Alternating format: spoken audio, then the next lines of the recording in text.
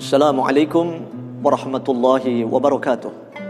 Bismillahirrahmanirrahim. Alhamdulillahi rabbil alamin. Wassalatu wassalamu ala ashrafil anbiya'i wa imamil mursalin, sayyidina wa maulana Muhammadin wa ala alihi wa sahbihi ajma'in. Qala Allah Ta'ala fi kitabihil karim ba'da a'udzu billahi minasy syaithanir rajim. Bismillahirrahmanirrahim.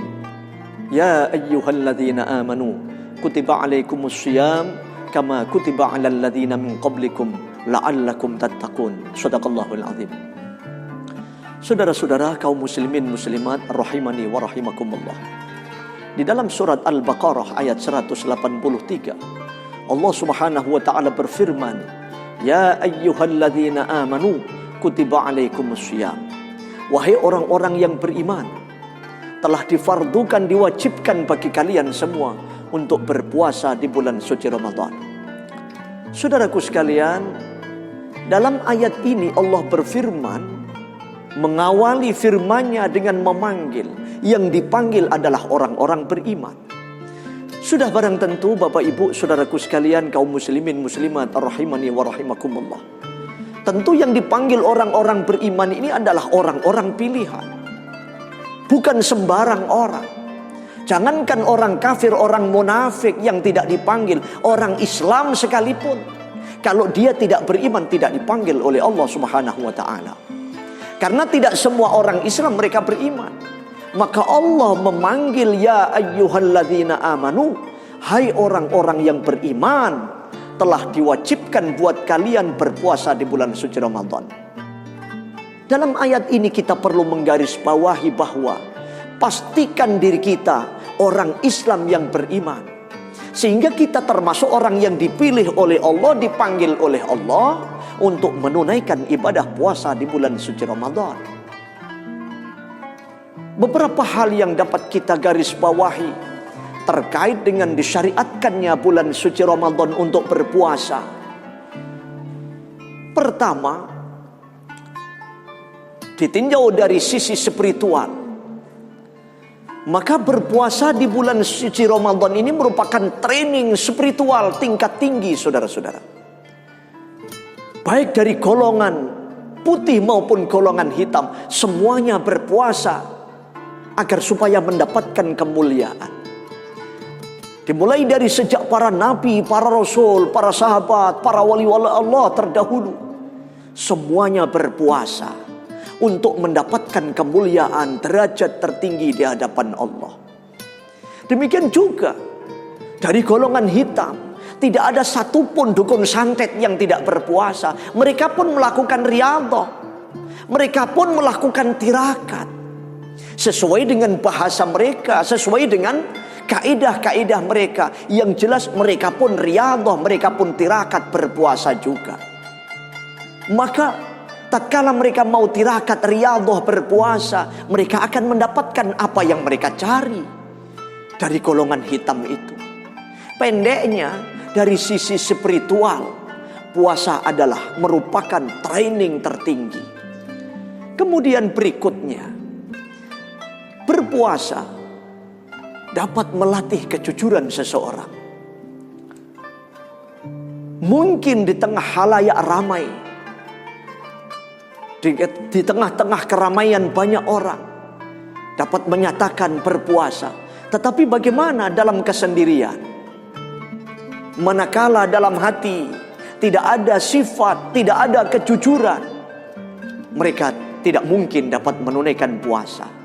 Maka bagi orang beriman, mereka akan jujur di mana saja, kapan saja, di tengah-tengah halayak ramai, tempat-tempat keramaian, maupun di tempat yang sunyi, sepi, sendirian.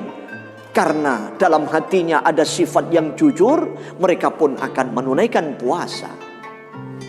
Merasa dilihat oleh Allah, didengar oleh Allah, diketahui oleh Allah. Berikutnya, berpuasa mengandung hikmah. Tatkala dikerjakan, dilakukan ritual ibadah puasa, maka akan menimbulkan dalam diri seseorang sifat kesabaran. Bagaimana tidak, mulai dari terbitnya fajar, waktu sahur, sehingga ada batas Kemudian sampai ghurubus syamsi, sampai maghrib. Batas untuk berhentinya makan sahur. Kemudian batas saatnya berbuka puasa. Ini perlu kesabaran saudara-saudara sekalian. Bagaimana seandainya seseorang tidak memiliki sifat sabar? Tentu mulai dari terbit fajar mereka berpuasa. Siang hari jam 12, jam 1 siang mungkin waktu zuhur merasa kehausan, kelaparan. Mereka pun tidak akan melanjutkan puasanya. Seandainya dalam dirinya tidak ada sifat kesabaran, maka berpuasa untuk melatih kesabaran diri seseorang.